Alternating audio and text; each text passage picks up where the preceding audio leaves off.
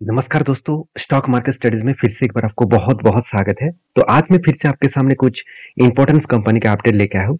तो इस वीडियो को लास्ट तक जरूर देखिए क्योंकि इस वीडियो के अंदर जितने सारे कंपनी के चर्चा मैं करूंगा वो सारे कंपनीज के डिटेल्स आपको डिटेल्स इन्फॉर्मेशन के साथ-साथ कंपनी के टेक्निकली चार्ट पैटर्न किस सिचुएशन में है, किस तरीके से वो पैटर्न क्रिएट किया है, अगर उस पैटर्न में कुछ एंटी बना है तो वो किस तरीके से बना है, वो सारे पॉइंट्स मैं आपके साथ शेयर करूंगा। तो वीडियो को लास्ट तक देखिए और अभी तक अपने चैनल को सब्सक्राइब नहीं किया तो जरूर कर लीजिएगा कंटिन्यूसली इन्फॉर्मेशन और अपडेट्स पाने के लिए। तो चलो शुरू करते हैं आज के वीडियो। तो मुझे बहुत सारे दोस्तों ने बहुत दिनों से कमेंट कर रहा था, सर एक बार हिंदुस्तान फूड्स के ऊपर एक वीडियो जरूर शेयर करिएगा, क्या उसका सिचुएशन अभी क्या है। देखिए, हिंदुस्तान फूड्स के बारे में बात करूं तो जितने सारे फूड इंडस्ट्रीज है, मतलब फूड प्रोसेसिंग इंडस्ट्रीज है, और उसी सेक्टर में इस कंपनी का नाम आपको बहुत नीचे दिखेगा। 7 नंबर रैंकिंग में है क्योंकि इसका मार्केट कैप कितना है, 6000 करोड़। तो यही कंपनी के लिए एक प्लस पॉइंट भी बन सकते हैं क्योंकि कंपनी का मार्केट कैप अभी बहुत छोटा है और उसका आगे बढ़ने का बहुत हाई ग्रोथ पोटेंशियल है। और आप सभी जानते हैं फूड प्रोसेसिंग कंपनी धीरे धीरे करके आगे बढ़ते हैं क्योंकि इसका डिमांड हमेशा रहता है। क्योंकि मान के चलिए, आज कोई भी वॉर स्टार्ट हो गया, कोई भी रिसेशन स्टार्ट हो गए, फिर से कोविड के जैसे सिचुएशन अगर क्रिएट हो गया, तो क्या लोग खाना पीना छोड़ देंगे? ऐसे बिल्कुल नहीं ना। तो खाना पीना तो नहीं छोड़ेंगे, तो आप चाहे हिंदुस्तान का हो, चाहे ब्रिटानिया का हो, चाहे नेस्ले इंडिया का हो, किसी भी कंपनी का प्रोडक्ट आप खाने के हिसाब से ऑर्डर करते हैं, मतलब खाने का चीज उस कंपनी से खरीदते हैं, वो सारे कंपनीज यही जितने यहाँ पे जितने सारे कंपनीज दिख रहे हैं, यहाँ से एक प्रोडक्ट को बनाते हैं। तो मेरे कहने का मतलब है हिंदुस्तान फूड्स के ऊपर आपको भरोसा होना चाहिए कि क्योंकि इसका बिजनेस मॉडल्स बहुत स्ट्रांग है। और कंपनी का देखिए 27 अलग अलग प्लांट्स है और 30 ईयर्स से भी ज्यादा इसके एक्सपीरियंस है। और कंपनी के टच पॉइंट कितने हैं, 24 मिलियन से भी ज्यादा। और कंपनी का स्ट्रॉन्ग टीम कितना है, 5500 से भी ज्यादा। तो कंपनी अलग लेवल का खुद को प्रेजेंस बना के रखे, अलग अलग जगह पे कंपनी का प्रैक्टिस भी बना के रखे हैं। और कंपनी का विजन और मिशन बहुत स्ट्रांग हो चुके हैं। कंपनी का विजन ये है कि कंपनी का जो एफएमसीजी है वो लार्जेस्ट एफएमसीजी कॉन्ट्रैक्ट मैन्युफैक्चरिंग करने वाला है। और कंपनी सिर्फ इंडिया में नहीं, company geographically all over world में भी कंपनी को बिजनेस को एक्सटेंड करने वाला है। और कंपनी का मिशन क्या है, कंपनी का मिशन ये है कि कंपनी चाहते हैं कि मैं प्रोवाइड करना चाहूँ world class solutions FMCG industries to sorry in the areas of product innovations manufacturing and distribution. इसका मतलब कंपनी बता रहा है कि हर जगह पे कंपनी में मेरा प्रोडक्ट को अलग अलग जगह पे मैं बेचना चाहूंगा, अलग अलग कंपनीज को मैं डिस्ट्रीब्यूट करना चाहूंगा। इसका कस्टमर बेस देख लीजिए, आईटीसी, इमामी, जाइडस वेलनेस, और उसके साथ साथ बाटा, उसके साथ आप देखेंगे तो रिकेट। रिकेट जो कंपनी है, इसका एक प्रोडक्ट के नाम मुझे जरूर कमेंट्स करके बताना, बहुत पॉपुलर प्रोडक्ट है जो आप मतलब ज्यादा से ज्यादा घरों में यूज किया जाता है। और उसके साथ देखिए मारिको भी है, साथ ही साथ डेन वन भी है, उसके साथ साथ गोदरेज भी है, जीएसके है, साथ ही साथ जो गावर है वो भी इसका कस्टमर है, विप्रो, उसके उसके साथ पेप्सिको, हिमालय, इतने सारे लैक्मी जैसे कंपनी इसका ब्रांड है, कोको कोला, डी मार्ट, रिलायंस। तो सोचिए, हिंदुस्तान यूनिलीवर, मैं पहले बोल चुका हूँ, जो बड़े से बड़े दिग्गज कंपनी का प्रोडक्ट आप खरीदते हैं ना, उसी का ही प्रोडक्ट हिंदुस्तान फूड्स लिमिटेड बनाते हैं। तो इसका मतलब इस कंपनी का एक स्ट्रेंथ आपको पता चल गया कि हाँ, कंपनी किस तरीके से काम कर रहा है। आप कह सकते हैं कि सर कंपनी का सब कुछ तो ठीक है मगर कंपनी का डेप्थ बहुत ज्यादा है। हाँ, ये बात सही है, आपका आपका ये बात सही है कि कंपनी का डेप्थ ज्यादा है। आरओसी आरओई ठीक है, मान ही लेता हूँ पी रेशियो थोड़ा सा हाई है, आज नहीं तो कल वो ठीक हो जाएगा, मगर कर्जा इतना ज्यादा है, इसको क्या करूँ। देखिए, कर्जे के बारे में बात करूँ तो कंपनी का कर्जा कहाँ से आया वो देखना जरूरी है, और कंपनी किस बेसिस में कर्जा लिया वो देखना जरूरी है। देखिए, कंपनी जो कर्जा लिया वो लॉन्ग टर्म के लिए, ऐसे नहीं कि कंपनी को फिलहाल के लिए ही पैसे की बहुत ज्यादा जरूरत है उसके लिए उन्होंने कर्जा लिया, ऐसे बिल्कुल नहीं। कंपनी लॉन्ग टर्म के लिए कर्जा लिया, करीबन 382 करोड़ के आसपास कर्जा लिया है। और इसके बाद कंपनी का प्रोजेक्ट भी मिला, कंपनी का कितना टेड रिसीव हुआ आप वो देखेंगे तो कंपनी का 100 करोड़ के आसपास कंपनी का टेड रिसीव हुआ। ध्यान दीजिएगा, 100 करोड़ का टेड रिसीव हुआ और कंपनी इस बार कितने कर्जा लिए, कंपनी इस बार कर्जा लिए 109 करोड़। इसका मतलब इस बार का जो प्रोडक्शन है उसको करने के लिए कंपनी ने सही कर्जा उठाया है। अभी कंपनी का सब कुछ ठीक ठाक देखने को मिलेगा। सबसे जो मुझे बेस्ट पॉइंट लगा कंपनी का CWIP, इस बार हद से भी ज्यादा कंपनी प्रोसेसिंग के ऊपर पैसा लगा कर रखे हैं क्योंकि बिजनेस बहुत ज्यादा बढ़ने वाला है, जिसके लिए कंपनी 125 करोड़ के आसपास पैसा इन्वेस्टमेंट कर चुके हैं। और मेरे हिसाब से इस तरीके से पैसा अगर इन्वेस्टमेंट करे तो कंपनी का ग्रोथ होने का चांसेस बढ़ जाते हैं। एज ए इन्वेस्टर प्रोमोटर से लेकर एफआईडीएस पब्लिक हर किसी के पास इन्वेस्टमेंट है। मान लेता हूँ कंपनी ने जो रिटर्न जनरेट करके दिया वो अलग लेवल का था, अलग लेवल में परफॉर्मेंस कंपनी जनरेट करके दिए, तो क्या फिर से इस तरीके से जनरेट हो सकते हैं? बिल्कुल हो सकते हैं, क्योंकि कंपनी अभी बहुत छोटा है, हाई ग्रोथ ऑफ पोटेंशियल है इस कंपनी के ऊपर। तो बाकी तो कुछ ना कुछ तो रिस्क ही रहेगा, क्योंकि छोटे कंपनी के ऊपर कुछ ना कुछ तो रिस्क रहेगा। तो रिस्क को मैनेज करके काम कर सकते हो तो आप जरूर कंटिन्यू जरूर करिएगा। तो कंपनीज के ऊपर फाइनली जो लेवल्स देखना चाहिए था वो लेवल्स फाइनली ब्रेकआउट हो चुके हैं।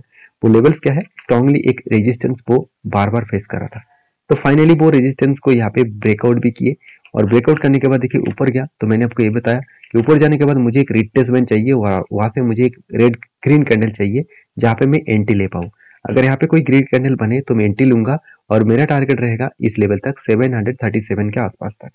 तो इसके लिए मैं थोड़ा सा इंतजार करूंगा, तो जब इस लेवल को टच करे तो मैं कुछ डिसीजन जरूर आपके साथ शेयर करूंगा। तो नेक्स्ट जो कंपनी है जिसके बारे में डिस्कशन करूं उसका नाम है केपीआई ग्रीन एनर्जी। क्योंकि केपीआई ग्रीन एनर्जी के ऊपर मैं बहुत पहले से वीडियो बना के आपको शेयर किया था कि सोलर प्रोजेक्ट, सोलर पावर के जितने सारे प्रोजेक्ट कंपनी है, जितने सारे लोग, जितने सारे कंपनीज ग्रीन एनर्जी के ऊपर काम कर रहे हैं, वो सारे कंपनीज का ग्रोथ हाई लेवल में फ्यूचर में देखने को मिलेगा। अभी क्वेश्चन मार्क ये आते हैं कि सर केपीआई ग्रीन एनर्जी क्या बहुत ज्यादा ग्रोथ होने वाला है? देखिए कितना ग्रोथ होगा वो तो आपको बाद में ही पता चलेगा। फिलहाल के लिए मैं एक पॉइंट्स आपके साथ शेयर करूंगा कि बड़े बड़े दिग्गज कंपनी जैसे एल&टी, जैसे रिलायंस, जैसे टाटा, उसके साथ साथ अदानी भी इस सेक्टर के ऊपर एंट्री हो चुके हैं, जो ग्रीन एनर्जी के ऊपर बहुत बड़ा प्रोजेक्ट के ऊपर काम कर रहे हैं। तो सोचिए इतने बड़े बड़े कंपनी अगर प्रोजेक्ट को वो एक्वायर कर पाएंगे, बड़े से बड़े प्रोजेक्ट कर पाएंगे, तो क्या छोटे कंपनी वहां से टिक पाएगा? ये बात को आपको समझना पड़ेगा। तो ऐसे नहीं कहूंगा कि छोटे कंपनी छोटे बिजनेस को टिका नहीं पाएंगे, टिका तो पाएंगे। अभी इस कंपनी के कितना दम है वो देखना बाकी है। देखिए कंपनी के दम के बारे में बात करूं तो कंपनी दम तो दिखा, मगर एक जगह पे बहुत बड़ा वीकनेस है, वो है कंपनी का कर्जा। कंपनी इतना शानदार कुछ करने के बाद भी कंपनी बहुत ज्यादा कर्जा लेकर रखे है। अगर मैं कंपनी का प्रॉफिटेबिलिटी बात करूं तो सेल्स में कुछ करेक्शन नहीं है।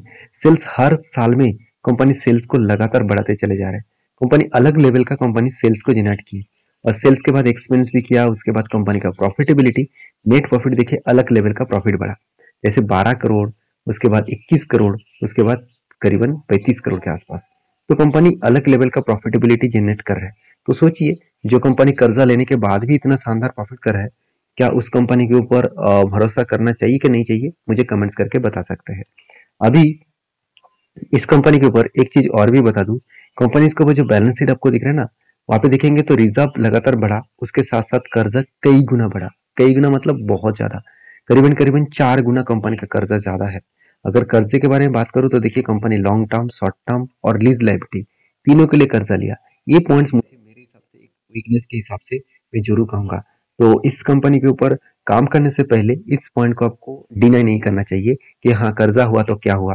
देखिए कर्जा बहुत बड़े बड़े कंपनी को बर्बाद कर चुके हैं, तो बहुत बड़े बड़े कंपनी को कर्जे के हिसाब से डुबा चुके हैं, जैसे वोडाफोन आइडिया, कर्जे के कारण ही वो आज पूरे के पूरे बर्बाद हो चुके हैं। इस तरीके से बहुत एग्जाम्पल आपको मिलेगा, 100 से भी ज्यादा एग्जाम्पल मिल जाएगा। तो मेरे कहने का मतलब है अगर आप रिस्क को मैनेज करके डिसीजन कुछ अलग करके आप काम कर सकते तो आप जरूर करिए। तो कंपनी के जो सिचुएशन है आप देखेंगे तो सबसे इम्पोर्टेंस क्या था कि कंपनी के ऊपर प्रोमोटर के पास होल्डिंग तो थे, मगर जितने होल्डिंग्स है उससे कंपनी का जो प्रोमोटर के जो प्लेजिंग है वो सेम टू सेम है। मतलब 50% के आसपास कंपनी का प्रोमोटर के पास प्लेजिंग है। तो 2 पॉइंट्स इस कंपनी के ऊपर मुझे बहुत ज्यादा खतरा लगते हैं। पहली बात कंपनी का कर्जा भी है, बोरिंग्स भी है, उसके साथ साथ कंपनी का 50% शेयर प्लेजिंग में रखा गया है। अभी प्लेजिंग का मतलब क्या है? मान के चलिए मैं एक बिजनेस कर रहा हूँ और मैं मेरा जो दुकान है उसका जो कागज है मैं बैंक के पास गिरवी रखकर मैं लोन लिया हूँ। अगर मेरा बिजनेस नहीं चला, अगर मैं लॉसेस में चला गया, तो मेरा दुकान का जो कागज बैंक के पास गिरवी है वो बैंक क्या करेंगे, मेरा दुकान कब्जा कर लेंगे और मेरा दुकान बेचकर वो पैसा ले लेंगे। तो इसी तरीके से सिचुएशन शेयर होल्डर में देख मतलब प्रोमोटर के पास देखने को मिला है। प्रोमोटर खुद का शेयर्स को गिरवी रखकर काम कर रहे हैं। अगर काल जाकर बिजनेस में कुछ गड़बड़ी हुआ तो शेयर भी जाएगा, कंपनी का बिजनेस भी जाएगा। तो इस बात को आपको सोचकर काम करना है। ऐसे नहीं कि ब्लाइंडली किसी कंपनी के ऊपर निवेश कर दो, ऐसे बिल्कुल नहीं।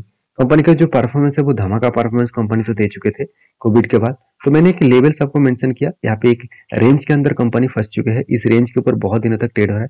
जब तक इस रेंज को ब्रेकआउट ना करे तब तक मैं कोई डिसीजन नहीं लूंगा। तो मैं आपको इस वीडियो इसीलिए लेके आया हूँ क्योंकि बहुत सारे दोस्तों ने मुझे कमेंट्स किया है कि अभी सिचुएशन में क्या करना चाहिए। देखिए, सिचुएशन में आपको शांति से बैठा रहना चाहिए। कभी-कभी आपको शांति से बैठे रहेंगे तो आपको बहुत कुछ मिलेगा। अगर आप वहाँ पे जल्दबाजी दिखाएँगे तो आपको बहुत बड़ा नुकसान भी झेलना पड़ सकते हैं। तो नेक्स्ट जो कंपनी है जिसके बारे में बात करूँ उसका नाम है डीमार्ट। मेरे one of my favourite company है, जिसके ऊपर मैं बहुत पहले से ही एज अ लॉन्ग टर्म के लिए इन्वेस्टमेंट भी करके रखा हूँ, और जिसके ऊपर मेरा जब जब ट्रेड बना तब मैं ट्रेड भी लिया हूँ। और इस कंपनी के ऊपर जो क्वार्टरली रिजल्ट आने वाला था वो फाइनली आ चुके हैं। कंपनी रिजल्ट कुछ अलग लेवल में दिखाया। 5,300 करोड़ से बढ़ के हो चुके थे 7,700 करोड़, उससे बढ़ के हो चुके थे 10,600 करोड़, और इस बार सबसे ज्यादा कंपनी सेल्स हुआ करीबन 12,600 करोड़। एक रिपोर्ट के माध्यम से ये बताया जा रहा था कि कंपनी का रिजल्ट जो है वो खराब आने वाले थे, मतलब खराब देखने को मिल सकता था, मगर मुझे यहाँ पे उतना खराब देखने को नहीं मिला। कंपनी का जो एक्सपेंस है उसको मेंटेन करने के बाद कंपनी का ऑपरेटिंग प्रॉफिट मार्जिन में फर्स्ट टाइम कंपनी के ऊपर अच्छा खासा एक रिजल्ट कंटिन्यू होता देखने को मिले, और इसका ऑपरेटिंग प्रॉफिट मार्जिन 8% के आसपास है। और कंपनी का नेट प्रॉफिटेबिलिटी यहाँ पे थोड़ा सा घट चुके हैं, और यही कारण की वजह से शेयर में 2 दिन से कुछ प्रेशराइज देखने को मिला।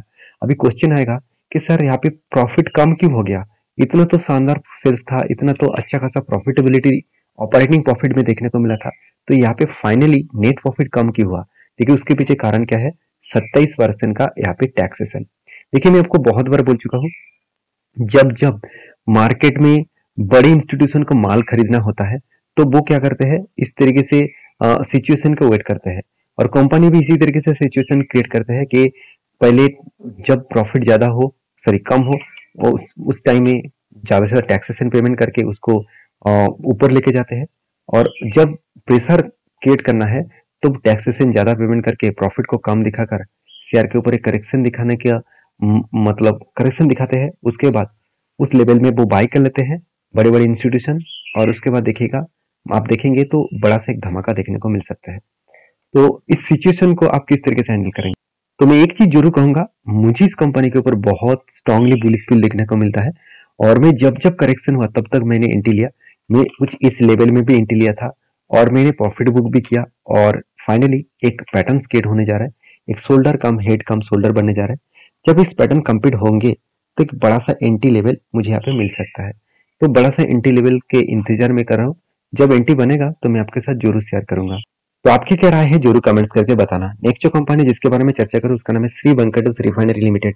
तो श्री वेंकटेश रिफाइनरी लिमिटेड जो है वो देखा जाए तो एक रिफाइनरी कंपनी है, और इस कंपनी देखा जाए तो एडिबल ऑयल का प्रोडक्शन करते हैं, और कंपनी ने एक बहुत बड़ा अनाउंसमेंट किया, वो है बोनस का। हर एक के बदले कंपनी एक सर आपको बोनस के बदले में देने वाले हैं। तो वीडियो में कुछ जानकारी अगर अच्छा मिले तो प्लीज लाइक करना, दोस्तों के साथ शेयर भी करना। और ये वीडियो टोटली एजुकेशन पर्पस में था, मेरे तरफ से कोई भी बाय एंड सेल का रिकमेंडेशन नहीं है।